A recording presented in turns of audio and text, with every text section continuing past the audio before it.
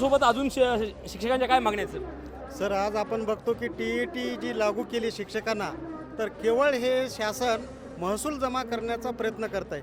आज आपण बघतो की बेकारीचं खूप मोठं तांडव महाराष्ट्रामध्ये निर्माण झालेलं आहे आणि या महसुलामध्ये फक्त शिक्षकांना वेठीस धरण्याचं काम हे शासन करीत आहे.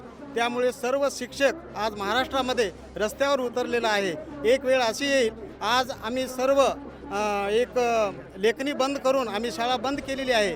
पण नंतरचा काळ जर बघितला तर 15-15 महिना शाळा बंद राहतील आणि या ठिकाणी सर्व बेकारी या ठिकाणी रस्त्यावर येईल. गुंडशाही या ठिकाणी निर्माण होईल आणि महाराष्ट्र एक गुंडशाही प्रवृत्तीकडे सर जात आहे. त्यामुळे आज शिक्षक या पवित्र शिक्षण क्षेत्राला एक काळिमा लावण्याचं काम करीत आहे सर.